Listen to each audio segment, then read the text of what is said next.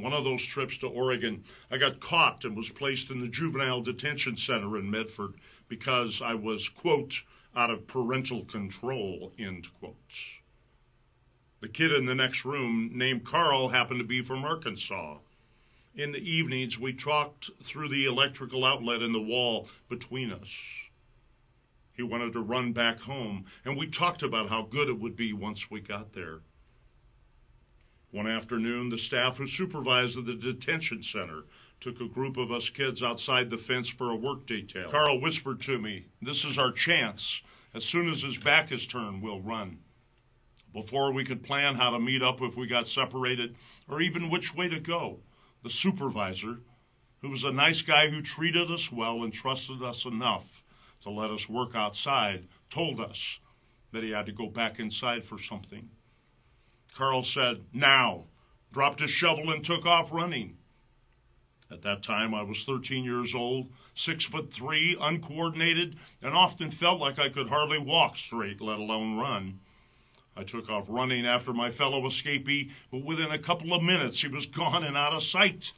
I started heading down toward the bushes by the river, putting some distance between myself and the detention center, when suddenly I heard two loud noises that sounded like gunshots.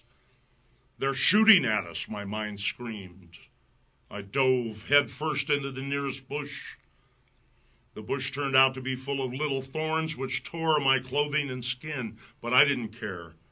I knelt there, frozen in fear, wondering if I'd been seen as I disappeared into the bushes. The evening sun was starting to go down, and I reasoned with myself that if I could just wait until dark, I could start moving again. After about a half an hour, I heard footsteps. As the footsteps came closer to me, I heard a faint clinking sound, like metal against metal. I suddenly realized what it must be. The police had seen me after all and were searching the bushes near me. The clinking sounds, which grew louder as they approached my hiding place, were the keys or handcuffs on their belts. After what seemed like a couple of hours, the footsteps came within a few feet of me. I just couldn't take it anymore and jumped up and burst out of the bushes yelling, "Okay, you've got me."